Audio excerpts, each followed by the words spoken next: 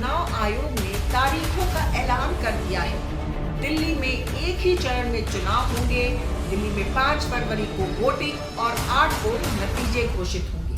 आपको बता दें कि दिल्ली का मुकाबला काफी दिलचस्प हो गया है। सड़क से लेकर सुरक्षा तक के मुद्दे इस बार के चुनाव में हावी हैं। नमस्कार, मैं हूं रितिका यादव और आपका स्वागत है हमारे डिजिटल प्लेटफॉर्म पर। निर्वाचन आयोग ने दिल्ली विधानसभा चुनाव के लिए तारीखों का ऐलान कर दिया है। दिल्ली में 5 को वोट डाले जाएंगे और 8 फरवरी को नतीजे आएंगे। इसके लिए दिल्ली में 3 मुख्य पार्टियों भाजपा, आप और कांग्रेस ने कमर कस ली है और मुद्दों से लेकर प्रत्याशियों तक पर मंथन जारी रखा है। 70 सीट वाली इस विधानसभा की अहमियत कितनी है, इस बात का अंदाजा इसी से लगाया जा सकता है कि केंद्र शासित प्रदेश होने के बावजूद राजधानी के कई बड़े मुद्दे यहां के स्थानीय सरकार के हिस्से में होते हैं। इसी ताकत के लिए राजनीतिक दल अपना जोर लगाने में जुटे रहते हैं। दिल्ली में वर्तमान में आम आदमी पार्टी और बीजेपी के बीच कड़ा मुकाबला देखने को मिल रहा है। इसके साथ ही कांग्रेस इस लड़ाई को त्रिकोणीय बना दिया है। आम आदमी पार्टी लगातार चौथी बार दिल्ली की सत्ता में वापसी की पुरजोर कोशिश कर रही है। वहीं भाजपा ने भी 27 साल के अपने सत्ता के वनवास को खत्म करने के लिए पूरी ताकत झोंक दी है। भाजपा अभी तक औपचारिक चुनाव प्रचार में भले ही पीछे दिख रही हो, लेकिन उसके पास अभी भी 5 ऐसे हथियार हैं जिनके दम पर लगता है कि वो आम आदमी पार्टी को कड़ी चुनौती देने जा रही है। जिसमें सबसे पहला हथियार है, चुनाव से पहले प्रधानमंत्री नरेंद्र मोदी ने अशोक विहार में झुग्गी झोपड़ी वालों को नए फ्लैट की चाबी देकर नए साल का तोहफा दिया। इसके बाद स्वाभिमान अपार्टमेंट में इन निवासियों के लिए 1675 फ्लैट का उद्घाटन किया।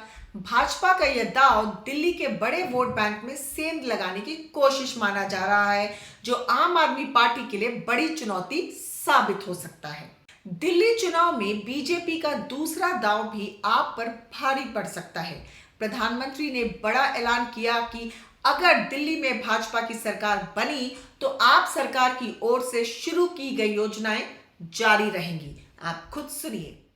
ये आपदा वाले दिल्ली चुनाव में अपनी हार सामने देखकर बौखला गए, झूठ फैला रहे हैं। ये दिल्ली वालों को डरा रहे हैं कि बीजेपी आएगी तो ये बंद हो जाएगा, वो बंद हो जाएगा।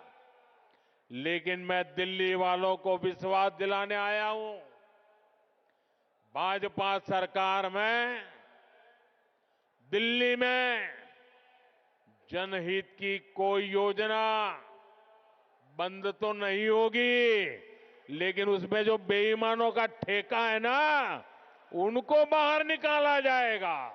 आप 10 सालों से दिल्ली की सत्ता में काबिज है। भाजपा इन 10 सालों में आम आदमी पार्टी के कार्यकाल में हुए घोटालों को हथियार बनाकर केजरीवाल पर निशाना साध रही है, जिसमें सबसे बड़ा घोटाला है दिल्ली शराब घोटाला। भले ही इस मामले में केजरीवाल, सिसोदिया और संजय सिंह को जमानत मिल गई हो और खुद को निर्दोष बता रहे हैं, लेकिन इन घोटालों की गूंज दिल्ली चुनाव में भी सुनाई दे रही है।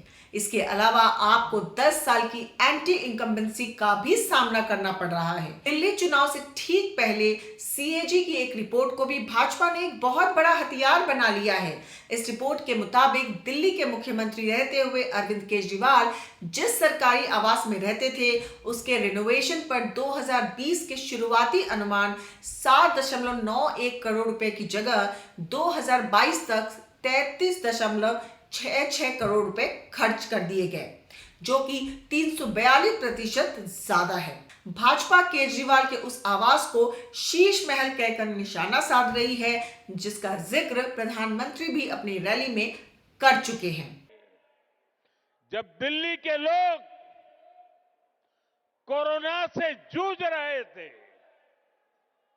जब दिल्ली के लोग ऑक्सीजन और दवाओं के लिए भटक रहे थे, तब इन लोगों का पूरा फोकस अपना शीश महल बनवाने में था।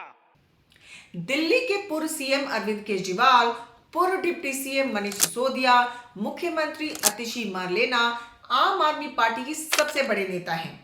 भाजपा ने इन सभी के खिलाफ अपने मजबूत प्रत्याशियों को चुनाव मैदान में उतारा है, जिससे आम आदमी पार्टी के ये नेता अपने चुनाव क्षेत्र के बाहर निकलकर ज्यादा प्रचार ना कर सके। आपके सभी दिग्गज नेताओं के मुकाबले अभी तक भाजपा के सारे उम्मीदवार दमदार माने जा रहे हैं। 2024 के लोकसभा चुनाव में बीजेपी का प्रदर्शन निराशाजनक रहा था, लेकिन दिल्ली में उसे फायदा हुआ था। वहीं कुछ महीने पहले हरियाणा और महाराष्ट्र विधानसभा चुनाव में आश्चर्यजनक वापसी के बाद बीजेपी दिल्ली